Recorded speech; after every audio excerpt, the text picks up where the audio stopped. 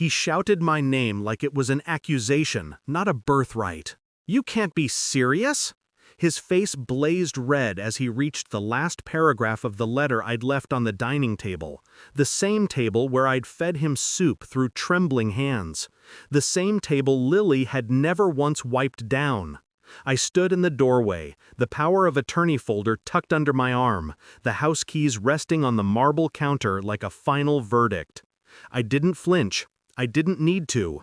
My smile stayed calm, controlled. "Congrats to Lily," I said quietly. "She earned it, apparently." He froze. He didn't understand yet, but he would. Back then, before I learned better. When Mom died, he shattered. I picked up the pieces, not out of obligation, but love. The kind that made me move back home, trade promotions for part-time hours, learn medication schedules by heart. The kind that convinced me he still saw me. He used to, or maybe I imagined that too. Lily was the golden child long before she appeared at the door 8 weeks ago, perfume-heavy, smile lighter than loyalty. She'd always been the sunshine he bragged about, while I was the steady shadow no one thanked. When she hugged him and said, "I'm here now," I tried to believe it mattered. He lit up like she'd risen from myth. How I knew? It started with the closed office door, then the hushed phone calls, the account statements left on the printer, his handwriting looping Lily's name beside future planning. He didn't notice the pattern because he'd never seen me as the one who watched quietly, who remembered everything.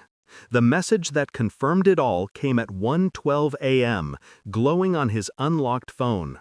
"If she gets upset, I'll handle it. She's used to being responsible. Not like me." Lily, used to being responsible. That line stuck to my ribs like glass. When I walked into his room to check his oxygen machine that night, he pretended to be asleep. I pretended to believe him. The shift. The anger never came, not the way people expected to. What arrived instead was clarity, sharp, cold, merciful. I didn't beg, protest, or warn. I simply watched them both underestimate me. And I planned. I knew the power of attorney he'd signed for me 3 years ago gave me control of the estate. I knew the deadlines, the loopholes, the clauses he'd forgotten existed. I knew exactly what would happen if I handed it all back at the right moment. So I waited, measured, patient. The day before the will was finalized, I placed everything he'd given me, every document, every key, every responsibility, into a single neat folder. And I wrote him the letter. The execution. It wasn't dramatic, it was precise.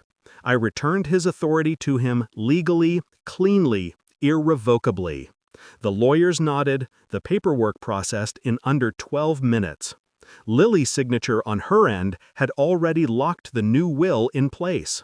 I made sure she got everything she thought she wanted. But he didn't notice one detail: 3 years of unpaid caregiver labor, documented meticulously by the agency I'd used for support. Mileage logs, medical admin hours, night shifts, all billable. A caregiver's invoice, my invoice, totaling $186,421, payable by the estate holder the moment the power of attorney dissolved. By her, not him. I didn't need revenge that screamed, just one that echoed. The confrontation. He slammed the letter onto the counter. "You blindsided me." "No," I said. "I just stopped protecting you." He looked smaller than he had in years. Not sick, just exposed. "Why would you do this?" he demanded. I took a slow breath, the kind you practice before saying the truth you've carried like bone. "You chose her," I said, "so she can carry the cost." Behind us, Lily padded down the stairs, still half asleep. She picked up the invoice, my invoice, and went pale so fast it made her look ghostly. "This is a joke," she whispered. I met her eyes. "It's responsibility," I said. "You remember that word, don't you?" Her throat clicked as she swallowed. My father stared at her, realizing, finally, that golden children shine only until they're asked to burn for someone else. Aftermath. The lawyers confirmed everything a week later. The estate was hers, but the debt was real. She couldn't sell the house without settling it. The accounts weren't enough. She had to take out a loan. Dad begged to renegotiate. I declined. I didn't shout. I didn't cry. I didn't gloat. I simply let the truth sit where love used to be. Resolution. 3 years of sacrifice taught me how to care. 8 weeks of betrayal taught me who deserved it.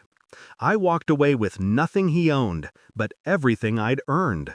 My peace, my dignity, my justice. And when the door closed behind me, I didn't look back. Some stories don't end with forgiveness. Some end exactly the way they're meant to.